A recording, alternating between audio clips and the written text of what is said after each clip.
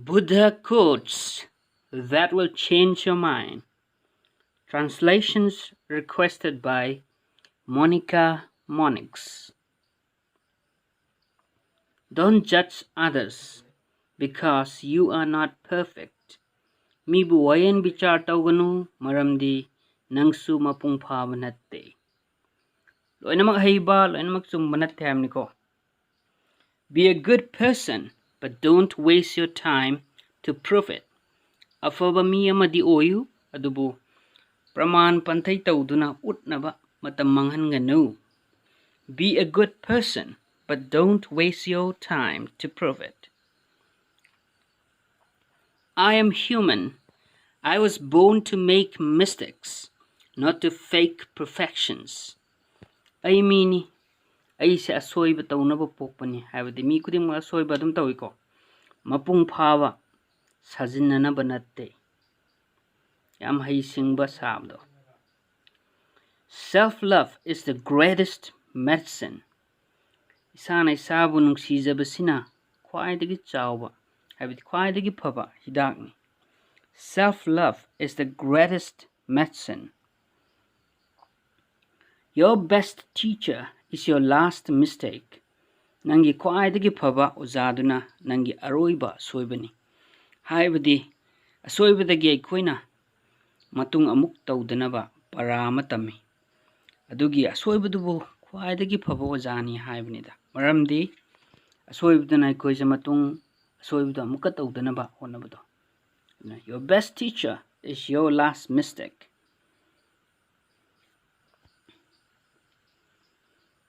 When you wish good for others, good things come back to you. This is the law of nature. Nang namigi aphaba oiba pamba kanda nangonda aphaba lai natraga aphaba thui masi mahusagi ain namani mahusagi ain. When you wish good for others, good things come back to you. This is the law of nature. If you want to be powerful, educate yourself. Nangna karigamba shakti laiba oiningagadi na hai tamsalo habdi yokhat samgatlo. Your past mistakes are meant to guide you, not to define you.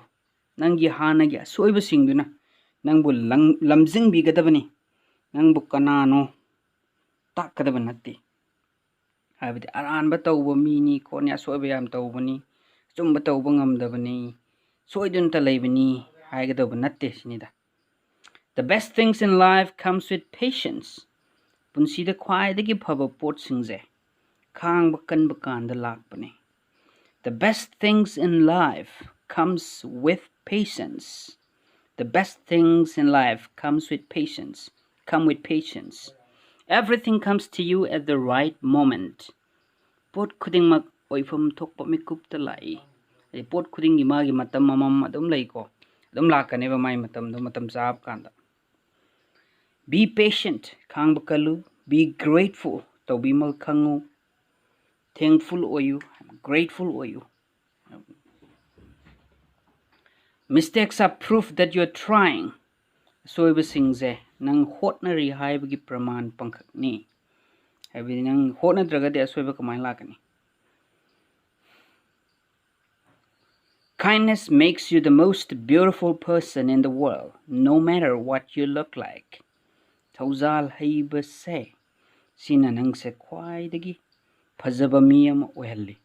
Nangna maningba ama malagasu. Haibadi yong malasu hangoi porobi malasu tauzal bu heiragadi nangse yamna phajaba mi ni sinida.